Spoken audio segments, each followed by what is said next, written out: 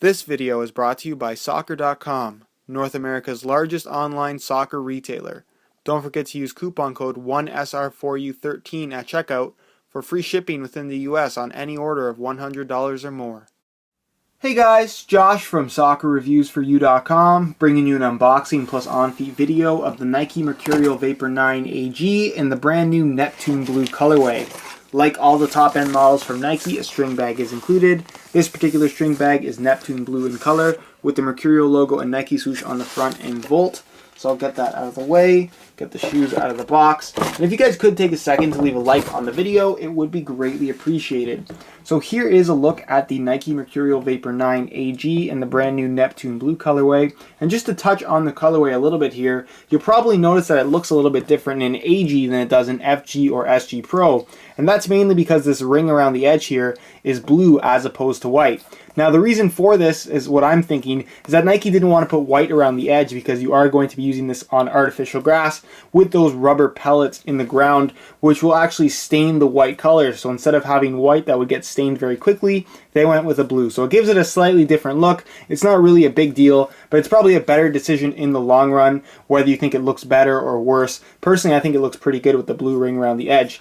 Just to talk about the colorway very quickly, you do have Neptune Blue here at the front with like a metallic finish. It fades with this kind of dot gradient pattern into a tide pool blue, which is kind of like a teal. You have your white accents in the Mercurial logo, the liner, and then of course the laces. Your Volt accents in the Nike swoosh, as well as the swoosh there. The insole is Volt, and of course the studs on the bottom are Volt as well. And then your one hit, a very bright print here on the instep.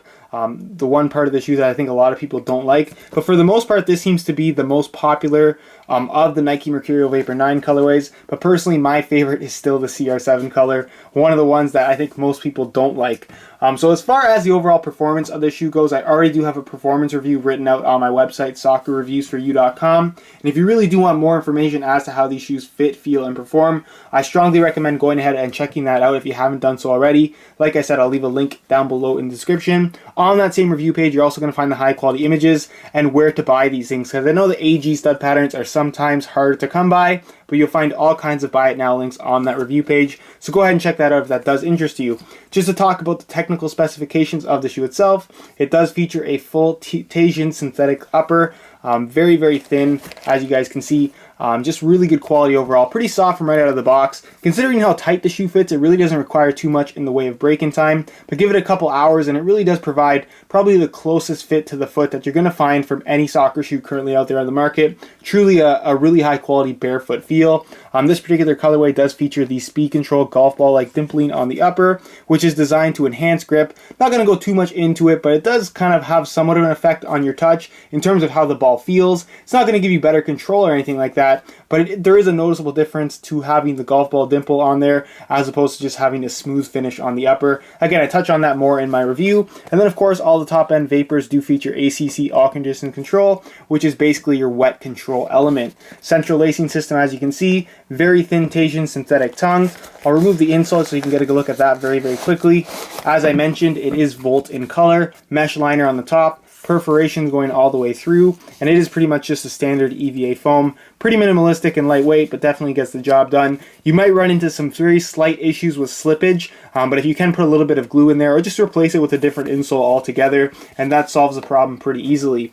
As far as the AG stud pattern and sole plate goes, you can see that the Neptune Blue colorway features a clear plate of plastic over top as opposed to solid black like you're going to find on the Fireberry colorway, and really there's no reason for that at all. As you guys can see, there is a layer of plastic over top of the glass fiber sole plate. The only glass fiber that's exposed is through the midfoot, as you guys can see, and that's acting as one kind of a heat shield for the sole plate itself, because AG or artificial grass, especially in the summertime, can get pretty hot, and it also allows for these studs to kind of have a better stick to the sole plate itself because it is fastening to plastic as opposed to glass fiber, which can be a little bit brittle and kind of hard to get things to stick to. So they have that plastic plate over top. That's kind of the reason for that. You can see that it is dual layer glass fiber through the midfoot and heel with only one single layer in the forefoot. And again, this has been changing from colorway to colorway with the MV9.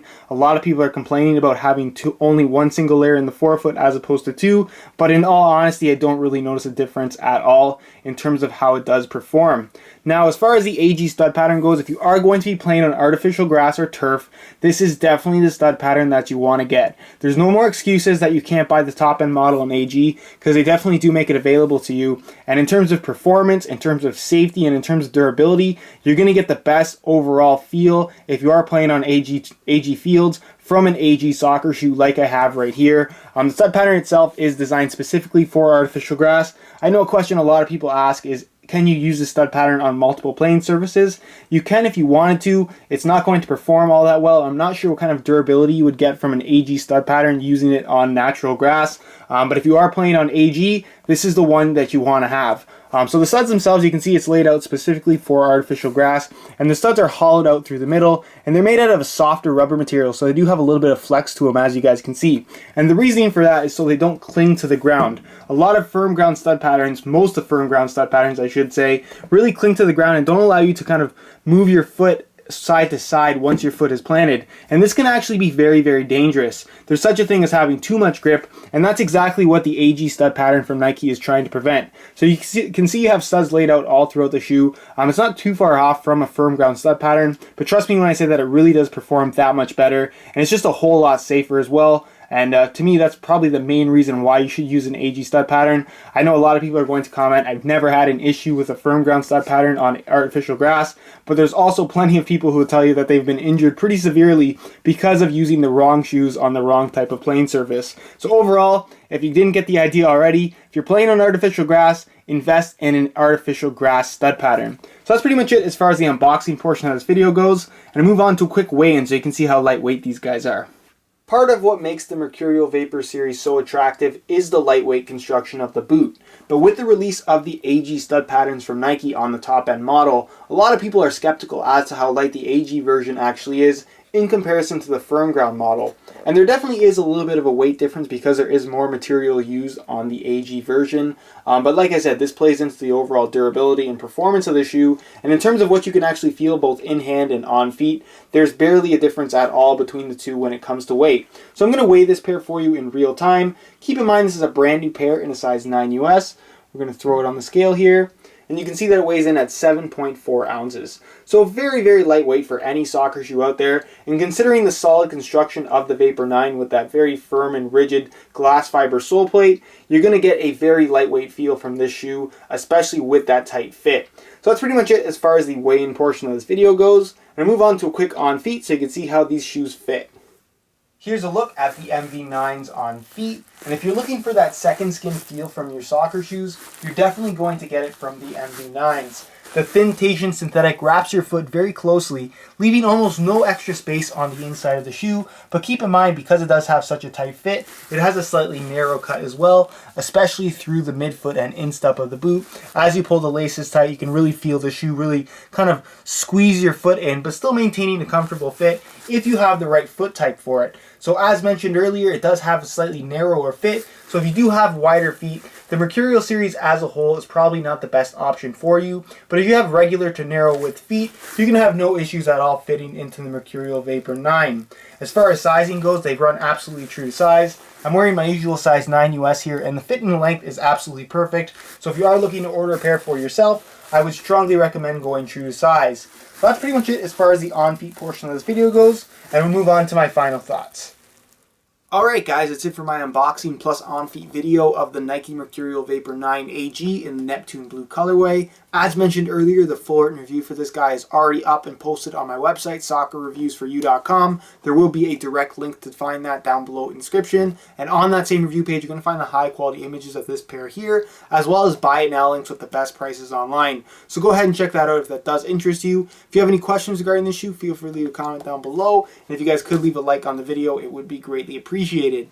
If you did enjoy today's video and you're not subscribed already, be sure to hit that subscribe button for daily videos on all the latest soccer gear. And if you guys want to follow me on any of the latest social media platforms such as Facebook, Instagram, or Twitter, you can find links to all of those down below in the description as well. Other than that guys, I hope you enjoyed today's video, and as always, thanks for watching.